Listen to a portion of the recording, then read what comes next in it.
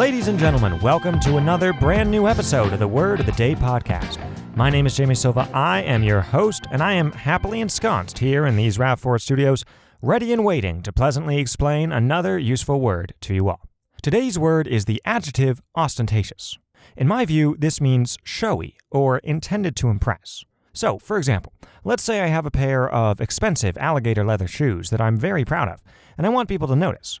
And so, sometimes at work, when people wander up to ask me something, while answering, I casually put my feet up on my desk, taking care to angle them so the shiny leather catches the overhead fluorescent lighting just so. I think most people would describe this as pretty ostentatious. Like, it wasn't enough for me to just own these shoes and wear them around. No, I had to actually show them off to people. And if someone comments on them, like, dang, those are some nice shoes, I'd probably be like, oh, what, these? Thanks, I guess. They're nothing special, but good in a pinch, definitely.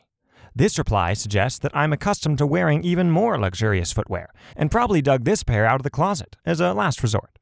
Okay, let's see what the online definition of ostentatious says. Quote, characterized by vulgar or pretentious display, designed to impress or attract notice. Well, this is a fabulous definition, though I should probably clarify that vulgar in this context doesn't mean off-color or dirty, as in a vulgar joke. Rather, it means, and I'll go back to the Google here, quote, lacking sophistication or good taste, unrefined, unquote. This supports the idea that being ostentatious is generally considered bad manners, which is why the word is usually used pejoratively by those who don't appreciate it when people put on airs and whatnot. Until, of course, these people get a chance to be ostentatious themselves, in which case they'll probably leap at the chance. The etymology of ostentatious dovetails real nicely with the meaning. This word comes directly from the Latin word ostentationem, which meant an exhibition or vain display. Two very related Latin words, both verbs, were ostentare, meaning to display, and ostendere, meaning to show. So we have this original ancient sense that seems very close to our modern concept of showing off. And indeed, ostentation, which is just the noun form of ostentatious, is a close cousin. But I think ostentation is different from showing off in a key way. And here's what that is. In my opinion, showing off is more about things you do, whereas being ostentatious, or again, just ostentation, is more about what you have. It's about things, probably gaudy, expensive, pretentious things. Like a child who can yodel the entire Star-Spangled Banner and insists on doing so whenever company comes over. This kid is showing off. He or she has a talent and wants to perform it in front of others. Simple enough. And of course it's simple, right? These are kids, and not many children have a very finely tuned sense of subtlety. As you grow up, though, you start to develop this sense, right? Your parents probably told you that showing off is stuck up and impolite, and so you learn to stop doing it. You learn to stop offering to stand on your head for 3 full minutes on a dare, or open bottles of root beer with your toes, or throw this old tomato all the way over the house to see if it hits anyone on the back patio, that sort of thing. Again, that sort of showing off is over, more or less. But maybe you miss it, and you pine for those younger, simpler times when chugging half a bottle of log cabin maple syrup was cool.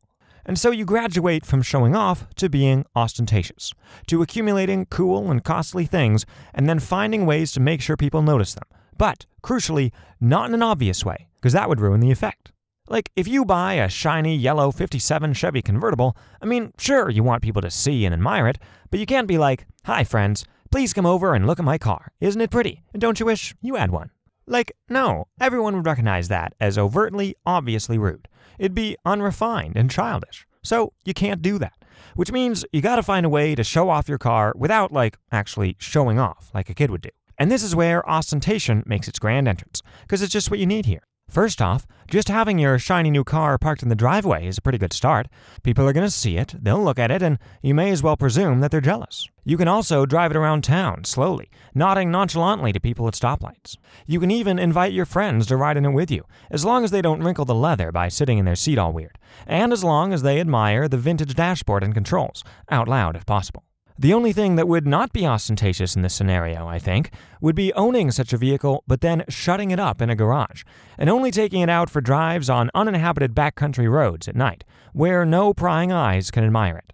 A quick closing note on this whole car example, by the way, before I touch on another aspect of the word. We talked about how ostentation relies on subtlety, right? The kind of subtlety that children typically lack. But of course, some adults are also very bad at being subtle. They just never develop that skill. And so their attempts to be cool without seeming to try or live richly in a down-to-earth sort of way, or flaunt the latest hot gadget while appearing bothered that so many people keep asking to look at it. These attempts may not succeed. They might be ostentatious in a transparent, even seemingly brazen way. But I think these people still have to be trying, however clumsily, not to be too obvious about it. Because if they truly drop all pretense, then they're just showing off, which again is different from ostentation. But I don't know, the lines between these are probably a bit fuzzier than I'm making them out to be, so I wouldn't be too surprised if you could get away with using ostentatious in both cases. Okay, let's move on to the next little usage wrinkle. Although ostentatious generally refers to things, actual stuff that you're displaying to get attention, it can also refer to people or their personalities. This isn't as common a usage, I don't think, but it's still legit. Like, let's say someone, let's call him Gary. Gary has a good sense of humor. He can tell some jokes and make people laugh. And he knows this about himself, right? He's kind of proud of it. Or at least he knows it's his strong suit, socially speaking. And who could fault a person for leaning on their strong suit? And so Gary watches for and takes many opportunities to crack wise or make witty asides in company, hoping thereby to give off the impression that he's a fun and funny sort of person, just the kind you'd want to invite to parties. And importantly, Gary may well be a fun and funny sort of person. But if he overplays his hand a bit, tries to make too many things into jokes, or laughs too loud and long in his own bon mots, or slaps too many backs, or keeps on joking around even when the conversation is turning serious, or keeps on being like, "Nah, I'm just messing with you, man. You really thought I was serious? Come on, lighten up." Then people might start to notice, in a skeptical sort of way.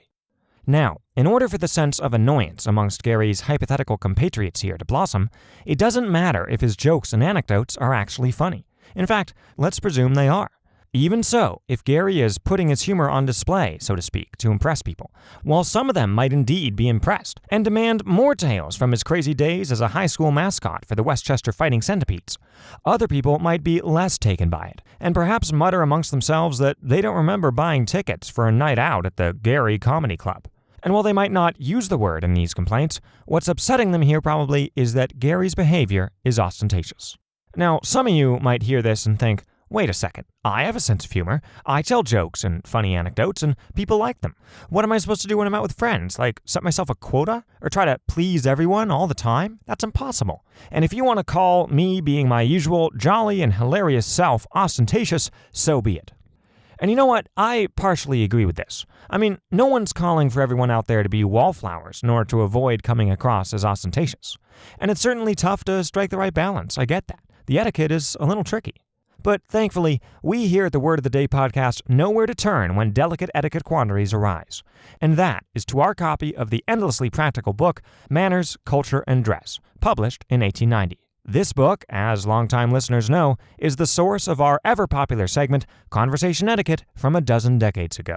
Today's selection goes as follows. Quote, "Do not always be witty, even if you should be so happily gifted as to need the caution. To outshine others on every occasion is the surest road to unpopularity." Unquote. This is some sage advice, because it recognizes how, even if you're good at something, or have an appealing character trait of some kind, if you pull it out too often and outshine those around you all the time, that will come across as ostentatious, and folks will probably react negatively, especially if they think you're doing it on purpose.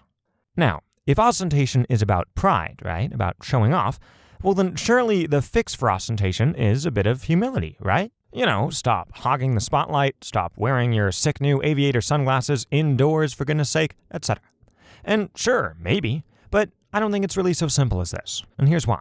You see, it's entirely possible, and indeed very common, to use humility or modesty as a tool in order to make your ostentation even more effective. We even have a term for this nowadays, humble bragging. Merriam-Webster has a great definition of this, so let's use that. Quote, "To make a seemingly modest, self-critical, or casual statement or reference that is meant to draw attention to one's admirable or impressive qualities or achievements." Unquote. And we've all seen this, right? We all know what it looks like. You see people on Instagram or whatever being like, "Ah, man, my life-size ice sculpture of the signing of the Declaration of Independence is melting already, so it'll only be out on the White House lawn for 2 more days. And it's all my fault. I forgot to check the weather forecast before I started sculpting, and by the time I was finished, in only 6 hours, it was too late. Ah, I'm such a klutz. Hashtag ice, hashtag sculpture, hashtag ice sculpture, hashtag frozen, hashtag we the people, hashtag if you look closely it must have Benjamin Franklin's wig, hashtag blessed." Okay, so to analyze this a little bit, humble bragging is basically showing off, but in a way that you think, or hope, is subtle enough to still come across as self-deprecating and humble. Again, it's like advanced ostentation, because you're not just displaying something while avoiding the temptation to shout, "Hey, look at this, isn't it great? Aren't I great?" Rather, with humble bragging, you're going further than this. You're saying, no, don't look at it. Or I mean, you can if you want, but it's no big deal. I actually feel a little embarrassed about it. And really, exposing this highly appealing side of myself is a very vulnerable thing for me, so be nice. In order for humble bragging to work as planned, and it's not always planned, but it often is, you have to be confident enough in the coolness of whatever you're humble bragging about that you know your audience will see through your facade of self-deprecation and humility and see you for the awesome person you really are. Now, there is just one more element of ostentatious that I simply must mention, which is that, as with so many things, it depends a lot on context. Like, the same thing may be totally normal and down to earth in one social setting and serving only to flaunt your wealth or prestige or abilities in another. It's super situational. Consider a person who, let's say, bought the latest Apple Watch right after it came out. If they walk around the office checking the time and dashing off texts on it every few minutes in full view of their colleagues, that's ostentatious. But if they're at a big tech conference where everyone and their mom is wearing Apple Watches too, then it's not ostentatious at all. It blends right in.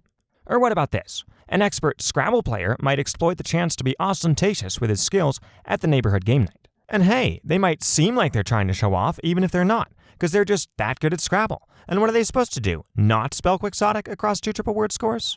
But at the World Scrabble Championships, they'd just be one of 100 other Scrabble masters. No ostentation necessary or possible. So, if you don't want to appear ostentatious, always consider the company you're in and how your skills or talents or cool gadgets might come across in that setting. Okay, it's now time to get some examples of how to use ostentatious in ordinary conversation or writing, which I hope I've convinced you already you should be doing all the time, as it is a thoroughly useful word. Here we go. Example number 1. When Trevor went bowling, he always brought along his Planet Earth replica bowling ball, and he would polish it meticulously before each throw, so that those in the neighboring lanes would have a chance to check it out. It was a little ostentatious, he realized, but it was also a good conversation starter, because people would come up and ask, "Hey, is that a Planet Earth bowling ball?" And Trevor would reply, "Yes, it is, and see, look, when I throw it down the lane just like this, with a slight sideways spin, it's just like it's orbiting, like floating through space." And also, this bowling ball just reminds me that we gotta take care of our planet, because it's the only one we got, like, there's no spare. Get it? Like, a spare, It's funny. Anyway, okay, wow, we're just gonna leave Trevor to that and move to example number 2, which comes from Jane Austen's classic novel, Pride and Prejudice. And this comes from a part where the main character is visiting her cousin, who, for reasons that I don't have time to get into right now, is both extremely self-satisfied and eager to appear modest and down-to-earth. Quote, "They were then escorted to the house, with no other delay than his pointing out the neatness of the entrance. And as soon as they were in the parlor, he welcomed them all a second time, with ostentatious formality, to his humble abode, and punctually repeated all his wife's offers of refreshment." Unquote. Example number 3 comes from the book Night and Day by Virginia Woolf. Quote, "Denham was not altogether popular, either in his office or among his family. In the office, his rather ostentatious efficiency annoyed those who took their own work more lightly, and if they foretold his advancement, it was not altogether sympathetically." Unquote. How great is this, folks? Like, one might think that an efficient, competent person would be welcome at an office, right? They get lots of work done, it's high quality, they're reliable, all good things. But that doesn't mean they can't rub people the wrong way. If your colleagues think that you're competent in a showy, attention-getting way that's maybe designed to curry favor with the boss or make them look bad, then they probably won't like you very much. Which could just be because they're slackers and don't like having someone around who exposes them as such. But also, it could be you. Food for thought. Alrighty, everyone, I think that'll do it for us. That'll do it for this episode. I want to thank you all, as always, for tuning in. We hope you like the show, and we hope that you will use this word confidently, but not ostentatiously, as soon as you get the chance. And if you like this program, please do tell a friend or rate us on iTunes. We do so appreciate both of those things. And if you don't like the program, I'm honestly a little surprised you're still listening at this point. Maybe your podcast player is malfunctioning. Who knows? At any rate, this is your host, Jamie Silva, saying so long from the RAV4 Studios. Have a great, and we'll see you next time.